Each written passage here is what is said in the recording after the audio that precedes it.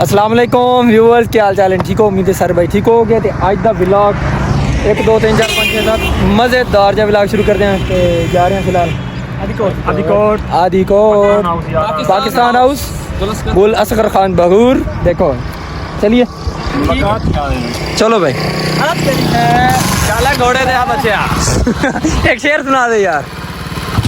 शेर के अज कतले आम दा दिन पे लगदा ही अज वत कोई कहर वसा हुआ ही। अच्छा अज वत तेरे शहर च रश लगना ही अज वत कहर आम मचा हुआ ही। अल्लाह ते पिया बन ठण के अज बाहर आंदा ही तल वत मखलूक दा चा हुआ ही। जी ओए तू कस मुजाफरी लाशां गिण मेरा ढोल नकाबला हुआ जी है जी छा जा कसम। व्यूअर्स असी पहुंच गए पाकिस्तान हाउस गुल असगर भगूर दे दफ्तर आदिकोट।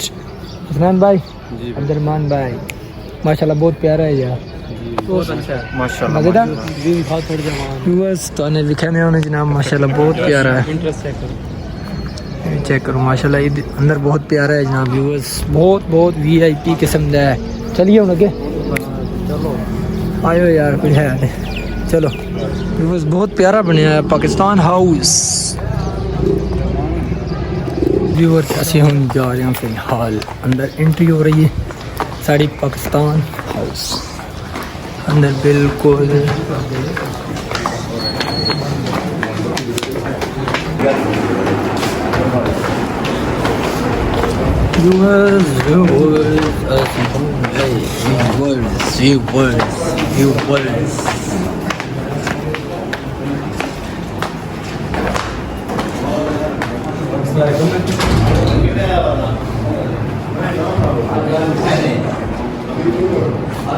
व्यूअर असी पहुंच गए जनाब पाकिस्तान हाउस के अंदर एंट्री होके उत्थे छत के उत्ते आ गए। उत्तों का व्यू करते हैं हम फिलहाल तो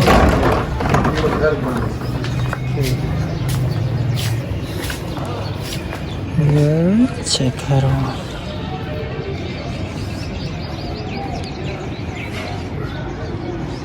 उधर देख उधर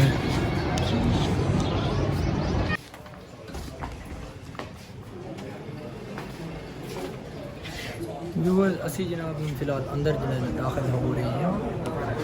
मेहमान किधर गए? बैठे गुदलू बैठे हुए। हाँ मजे हैं तेरे भाई हैं।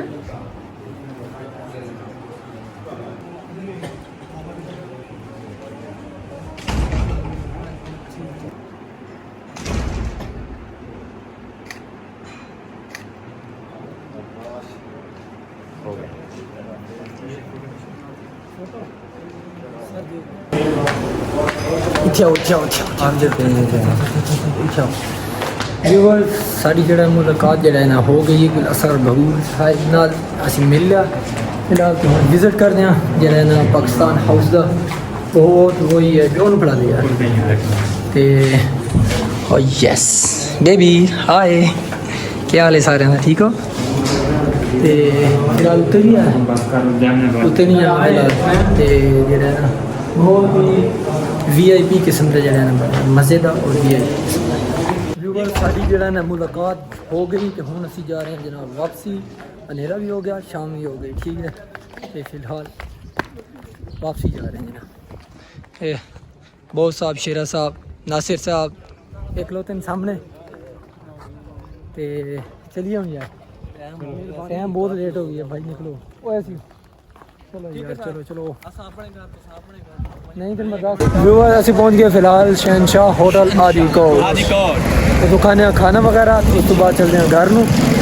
ये जनाब शहनशाह होटल आदिकोट। बहुत साहब खाना इन्हों का किदा दा? बहुत जबरदस्त है मजेदार। चलो फिलहाल खाने तो खावे तो पता लगेगा।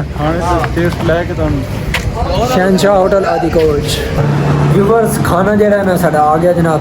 तो बाहर अंधेरा हो गया है खाना साड़ा रेडी हो गया फिलहाल। तो हम जनाब खाना खा के इंशाल्लाह घर नूं चटनी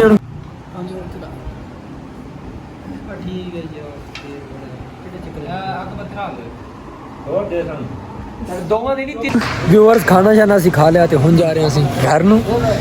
नासिर भाई ना मज़ा आया खांदा?